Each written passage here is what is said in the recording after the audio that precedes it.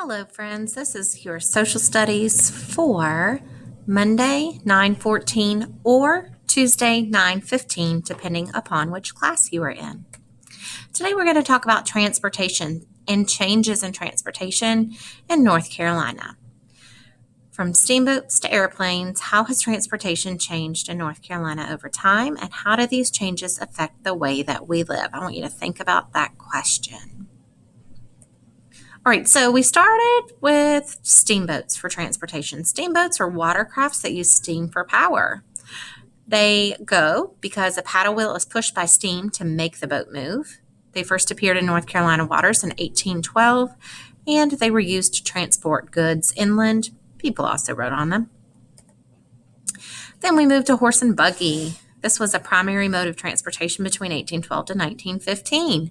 Farmers and middle class used buggies, and upper class used elegant four-wheel carriages. This is the four-wheel carriage. Obviously, this isn't from the 18 or 1900s. The picture's in color, so it's pretty easy to tell that. This is more like a horse and buggy. This is more like a horse and carriage. I think of a carriage like Cinderella and a buggy like what happened when she, well, I guess not really, but just something that is not as elegant and nice. Then we got plank roads. Now, this is more of a modern day like plank road, but plank roads were wooden roads used over rough dirt roads. So this is a more like present day plank road. But again, plank roads were kind of the next step in transportation. So they were wooden roads used over rough dirt roads. They were used in the mid 1800s. Then they placed toll houses on these roads. Now, if you've driven along the interstate, you might have stopped to pay a toll. So that's kind of what I'm thinking of it as. So a small little a little building that somebody stood in and they collected money as you went past on the plank road.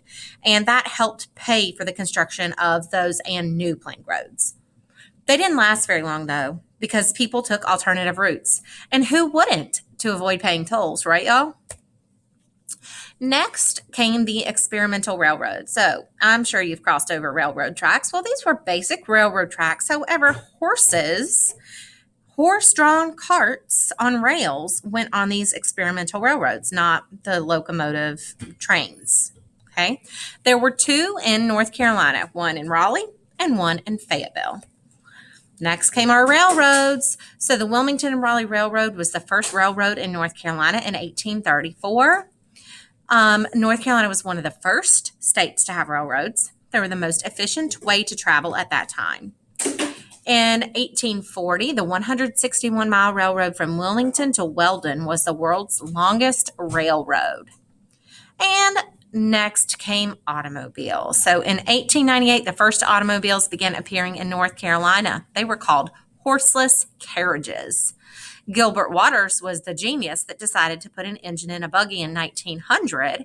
And by 1910, there were an estimated 2,400 automobiles in North Carolina. That's a big number for that time, especially with automobiles being so new.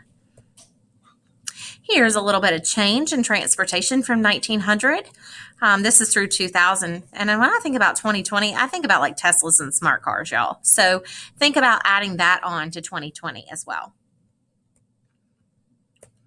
And then we had airplanes. So here's a big date for North Carolina. December 17th, 1903 was when Wilbur Orville Wright accomplished the first sustained powered airplane flight in Kill Devil Hills, North Carolina. That's in the Outer Banks, friends. If you've never been there, it's a cool place to visit if you ever had the ability to do so. The invention of the airplane was important to not only North Carolina, but for the entire world. It is faster to travel by airplane than any other form of transportation in long distances. So your job is going to be to complete a Google form exit ticket that will be attached to today's lesson at the bottom of your lesson. Okay. When you open it up, this is what it's going to look like. Changes in transportation. You're going to put your name and your homeroom teacher's name and answer the 5 questions that follow.